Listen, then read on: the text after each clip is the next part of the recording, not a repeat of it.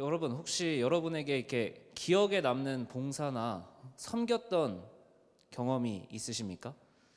저도 이제 이 설교를 준비하면서 아내랑 얘기하다가 그 한 가지 이렇게 봉사가 기억이 나더라고요. 제가 연애 시절에 의미 있는 데이트를 하고 싶어서 이야기하던 중에 친구로부터 좋은 제안을 받게 되었습니다. 그게 어떤 제안이었냐면, 복지센터랑 연결을 해서 독거노인 분들 있잖아요. 그분 집에 직접 가서 점심도 해드리고 말동무도 해드리는 그런 봉사 활동이었습니다. 그래서 매번 갈 때마다 집에서 그 집 가는 길에 과일을 한 손에 사고, 또 한 손에는 복지센터에서 주는 음식 재료들을 가지고 이제 어르신 댁으로 찾아갔어요. 근데 그 어르신 성함이 이종우 어르신이었는데, 몇 주 다니다 보니까 이제 대화 소재도 떨어져 갈 때쯤이었습니다. 뭔가 새로운 활동이 필요하다 싶었을 때 어르신이 한켠에 있는 장기판을 이렇게 꺼내시더라고요. 그리고 장기를 한 판 두자고 하셨습니다. 그래서 저희도 너무 좋다고 같이 이렇게 장기를 두기 시작했는데, 이게 제가 봉사자잖아요. 봉사자면 이렇게 재밌게 장기를 둬야 되는데, 두다 보니까 이상한 승부욕이 생겨가지고 한 수 한 수 너무 최선을 다해서 장기를 두기 시작했습니다. 그러다 보니까 이겨버렸네요.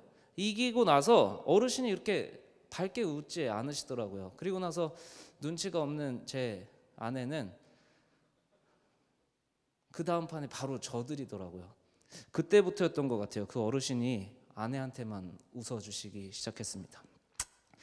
요리는 못했지만 그래도 이렇게 호박전도 해드리고 된장찌개도 끓여드리면서 점심도 해드리고 어르신과 이야기를 나누면서 항상 마음이 따뜻해졌어요.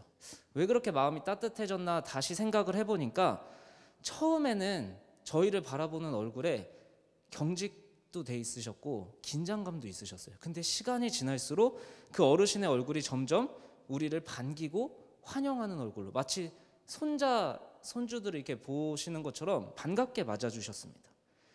결국 우리를 처음 만날 때 얼굴에 환영과 반가움으로 변화되기 시작했다는 겁니다. 우리가 그분을 대단히 잘 섬긴 건 아니겠지만 그래도 그분을 만나고 섬기다 보니까 그분의 얼굴이 변화되기 시작했다는 겁니다. 누군가를 만나고 누군가를 섬긴다라는 것은 시간의 차이는 있을지 몰라도 반드시 그 사람을 변화시킵니다.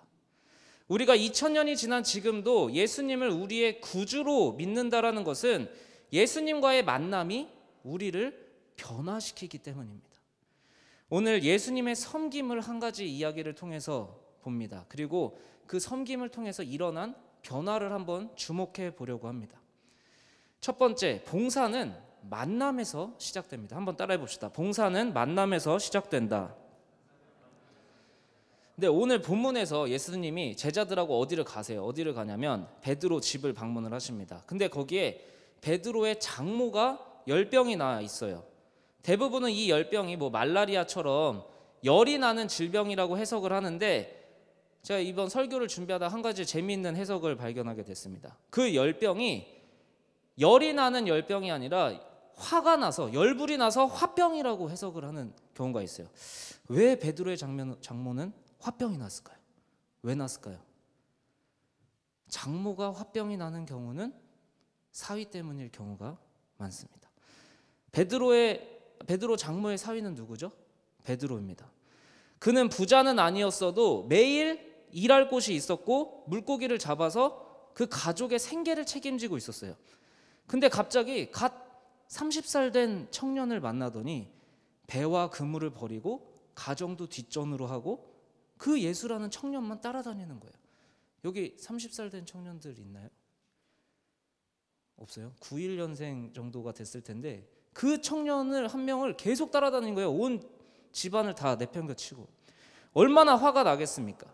근데 그 사위보다도 더 화가 나는 게 아마 예수님이었을 거예요. 근데 그 예수님이 열병이 난, 어떻게 보면 화병이 난 베드로의 장모를 찾아오십니다. 예수님도 장모가 예수님을 오해하고 미워한다는 사실을 어느 정도는 아셨을 거예요. 그럼에도 그 사람을 찾아가서 만나십니다. 예수님이 만나러 오셨을 때 성경은 장모의 표정과 얼굴에 대해서 자세하게 언급하진 않지만 우리가 충분히 생각할 수 있죠. 그렇게 좋거나 반가운 표정은 아니었을 겁니다. 예수님은 누워있는 장모에게 가까이 다가가서 오늘 보면 손을 잡아서 일으키신다라고 되어 있습니다. 누워있던 사람이 예수님의 손을 잡자 일어납니다.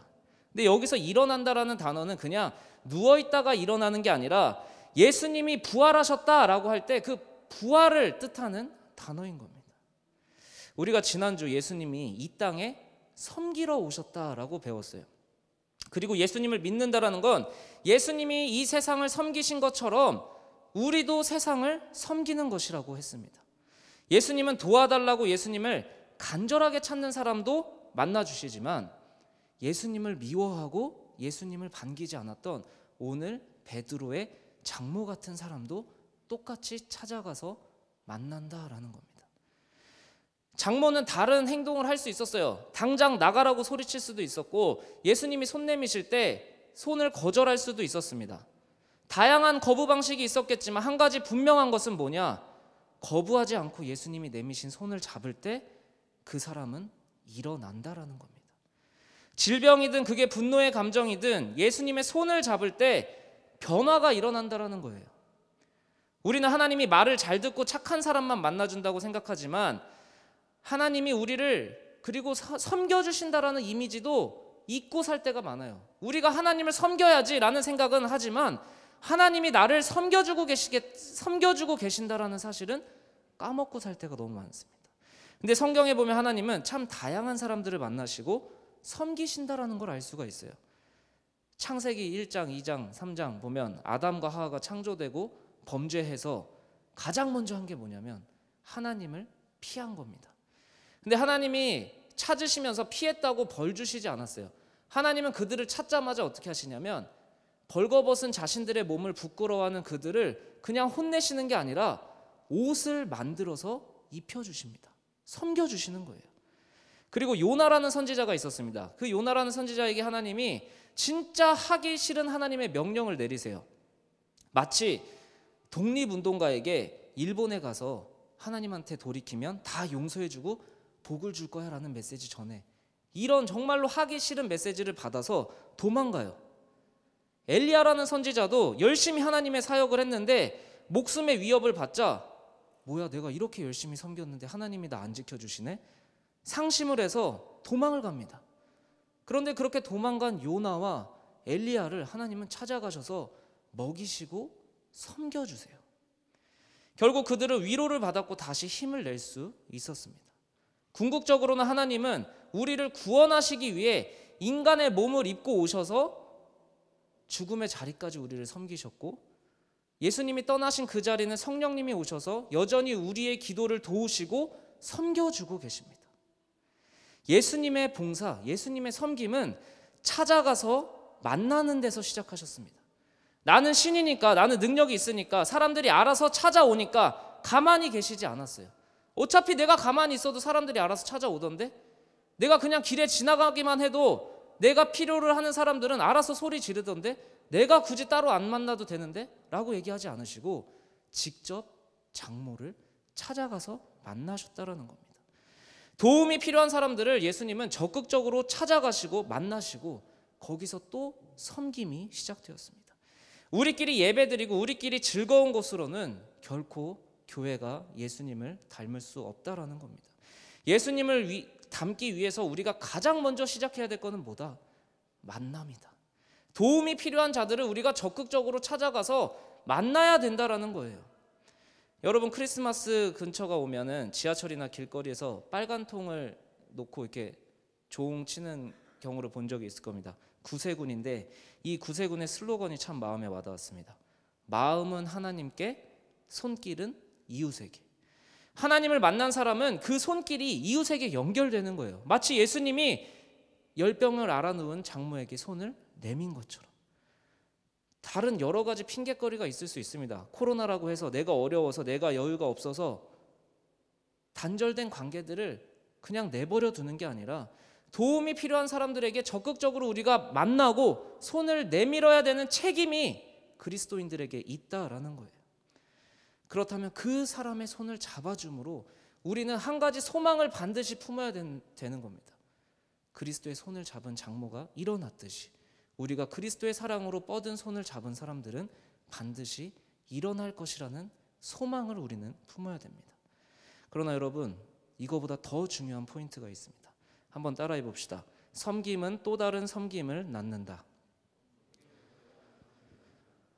오늘 말씀 여러분 성경이나 핸드폰 통해서 다시 보시면 오늘 말씀 본문의 결말이 병이 낫는다라고 끝나지 않아요. 뭐라고 끝나냐면 예수님이 손을 잡아 일으키시니 열병이 떠났다라고 끝나지 않고 이런 문장이 이어집니다.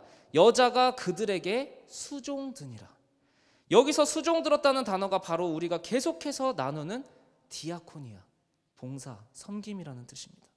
장모가 아픈 병이 진짜 열이 나는 열병인지 아니면 화가 나서 난 화병인지는 중요하지 않습니다. 중요한 건 몸을 가누기 힘들 정도로 아팠던 그녀가 예수를 만나자 삶의 태도가 변화됐다라는 거예요. 예수님을 만나자 장모는 주변의 사람들을 섬기기 시작했다라는 겁니다. 병으로 인해서 단절된 관계, 미움과 분노로 단절된 관계가 섬김으로 연결됐다라는 거예요. 여러분, 이건 반드시 기억해야 됩니다. 예수님을 만나면 변화가 생긴다라는 겁니다. 예수님을 만나면 그 변화가 무엇이냐? 바로 섬김의 삶으로 변화된다라는 겁니다. 성경은 그리스도인을 구원받았다라고 이야기를 해요. 죽음에서 살아난 것이 바로 그리스도인이다라고 얘기를 해요. 근데 제가 교회를 다니면서 많은 청년들을, 뭐 엄청 많은 청년은 아니지만 많은 청년들을 봤을 때 내가 진짜 구원받았나? 내가 진짜 구원받은 사람인가? 이런 의구심을 가진 청년들을 꽤 많이 만났습니다. 평생 구원의 확신이 없이 사는 경우도 꽤 많이 봤습니다. 왜 이런 생각을 하게 될까요? 왜 구원의 확신을 중요하다고 교회는 얘기하지만 정작 교회를 오래 다니고 교회 봉사도 열심히 하고 뭐 여러 가지 뭐 활동도 많이 했는데 왜 나는 구원의 확신이 없는 걸까? 구원은 다시 생각해 보면 살아났다라는 거예요. 살아있다라는 건 여러분 반드시 성장의 변화가 있다라는 겁니다. 키가 큰다던가 머리카락이 자란다거나 손톱이 자란다거나 상처가 아문다거나 모든 그런 긍정적인 성장의 변화가 살아있다라는 것을 알려준다라는 겁니다. 근데 어느 순간 내가 다쳐도 상처가 아물지 않고 밥을 먹어도 전혀 몸에 건강한 변화가 일어나지 않는다면 우리는 걱정하기 시작합니다. 내가 병 걸린 거 아닌가? 내가 죽어가고 있는 건 아닌가? 성장의 변화가 없다면 우리는 스스로 내가 진짜 살아있는 건가? 라는 의심을 하게 된다는 거예요. 영적으로도 똑같아요. 내가 예수님을 만나서 구원받았다라는 확신이 생기기 위해서는 성장의 변화가 우리의 삶에 있어야 된다는 거예요. 근데 그 성장의 변화가 뭐냐? 바로 섬김이 또 다른 섬김을 낳는 변화를 경험해야 된다는 겁니다. 예수님이 장모를 섬기자 장모가 그 주변의 사람들을 섬긴 것처럼 우리가 누군가를 자꾸 섬길 때 그 섬김이 또 다른 섬김을 낳는 것을 보고 우리는 비로소 그때 내가 살아있구나를 느끼게 되는 겁니다. 이웃을 섬기라는 말은 이웃을 섬겨야 된다라는 예수님의 가르침은 단순히 그래야 복받아 그래야 천국 가라는 보상의 율법이 아닙니다. 내가 살아있기 때문에 도움을 필요로 하는 사람을 섬기게 되는 거예요. 내가 살아있기 때문에 그 섬김이 또 다른 섬김을 낳게 되는 그 결과를 보게 되는 거예요. 그 결과를 보면서 구원의 확신이 점점 커지는 겁니다. 내가 살아있구나. 하나님이 살아계시구나. 절대 남을 섬길 수 없었을 것 같은 내가 누군가를 섬기고 전혀 얘가 변화 없을 것 같은 누군가가 내 섬김을 통해서 변화가 되고 그렇게 구원의 확신을 얻어가는 자리가 바로 섬김의 자리라는 겁니다. 힘들지만 기꺼이 셀리더로 함께 섬겨주는 청년들이 있습니다. 너무 귀해요. 근데 여러분 셀리더의 자리는 그냥 힘들고 끝나는 자리가 아니라 셀리더로 섬기는데 회복된 세런이 생겨납니다. 그 세런이 또 다른 사람을 케어하는 모습을 보고 섬김이 섬김을 낳는 셀리더의 자리가 될 것입니다. 뭐 리더가 아니어도 기도하고 마음 쓴 누군가가 회복이 되어 긍정적인 나눔을 하는 날을 기대하는 것 자체가 바로 성장의 꿈을 갖는 성장의 변화에 소망하는 그리스도인이 된다는 거예요. 어제 셀리더 모임 때 한 셀에서 아주 귀한 내용들을 나누어 들었습니다. 어떻게 하면 지난주 그 큐티를 나눔을 하면서 어떻게 하면 우리가 섬길 수 있을까, 봉사를 할 수 있을까 나누다가 보니 날씨가 추워지니까 연탄 나눠주는 봉사를 할까? 아니면 코로나로 인해 외국인 근로자를 쓰지 못하니까 일손이 부족한 농가를 좀 도와줘 볼까? 이런 이야기를 나누었다라고 합니다. 그런데 이제는 그 나눔이 현실이 돼야 됩니다. 우리는 이제 그 도움이 필요한 자들을 발견했다면 만나러 가야 됩니다. 저도 이제 한 주간 봉사와 섬김에 대해서 나누다가 아내랑 드온이랑 이렇게 유모차 끌고 산책을 하다가 추위에 떠는 노숙자 한 분을 봤어요. 그래서 편의점에서 따뜻한 거를 사드리긴 했지만 찾아보니까 뜨거운 물 2리터를 그 침낭이나 추위에 떨고 계시는 분들한테 나눠주는 봉사가 있다라고 합니다. 그 페트병 하나로 그 추운 밤을 이겨낼 수 있다라는 거예요. 이걸 어떻게 청년들하고 함께 도울 수 있을까 계속 고민 중에 있어요. 그런데 우리가 그렇게 계속해서 도움이 필요한 사람들의 관심을 갖고 도움이 필요한 사람들에게 자꾸 손을 내밀려고 하는 그 고민들이 어쩌면 그 손길 때문에 사회에 대한 불만으로 열병같이 알아누운 사람들을 일으켜 세울 수 있는 첫 단계가 될 것이라고 생각합니다. 우리는 이제 이야기를 했다면 진짜 직접 만나러 가야 됩니다. 그 만남에서 봉사가 시작되고 섬김이 시작됩니다. 그러나 그 섬김은 일회적으로 단 한 번의 대단한 변화를 일으키지 않을지도 모릅니다. 그러나 우리의 섬김은 반드시 또 다른 섬김을 낳을 것입니다. 그래서 오늘 셀별로 자유로운 나눔을 했으면 좋겠습니다. 우리가 어떻게 섬길 수 있을까? 우리와의 만남을 필요로 하는 사람들은 누구일까? 먼저 누군가를 만나기 시작하는 셀을 통해서 또 다른 셀이 동참할 수도 있어요.